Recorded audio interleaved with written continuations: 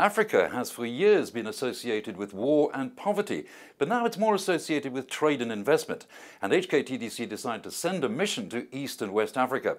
Leading that mission was Edward Leung, the Chief Economist of the TDC. Edward, thanks for joining us. And why did you think now was the time to go on this mission to East and West Africa? 10 years ago, Africa was declared as some sort of the lost continent.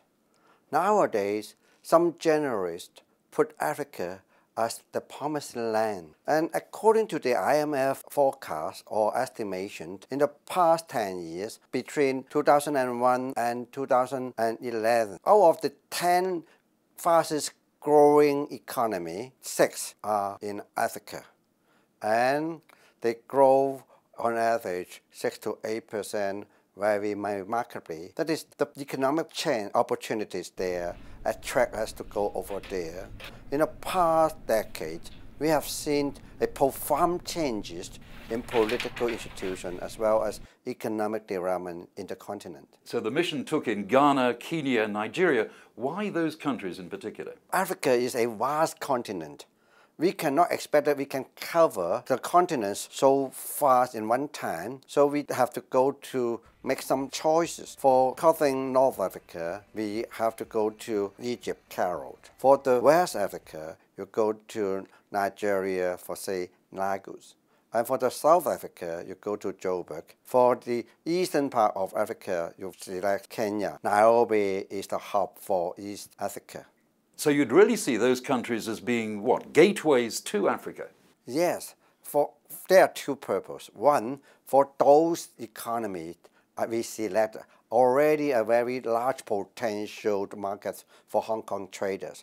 Also, they serve as a hub or gateway to a particular region of the continent. So Edward, you visited Kenya as part of the mission. What was it that most impressed you?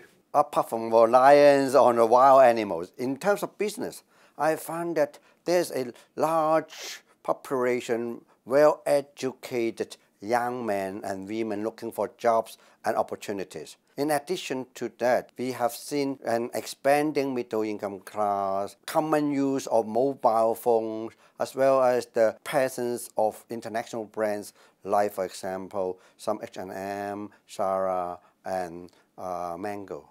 So electronics and fashion are the major sectors that you see in trade with Africa. Clothing for the middle-income classes, as well as the consumer electronics, building materials, and machinery.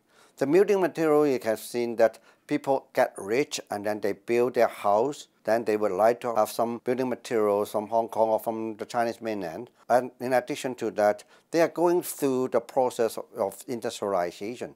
They need a lot of machinery as well. So we've talked about the upside, but what about the downside risks for traders who are going to Africa for the first time? Of course, we have to understand that personal security is some sort of concern. Plan for yourself, and it is not impossible. So once you got a good planning, then you can go there safely, and also there are some hiccups that you can. Best way to do it is for better planning.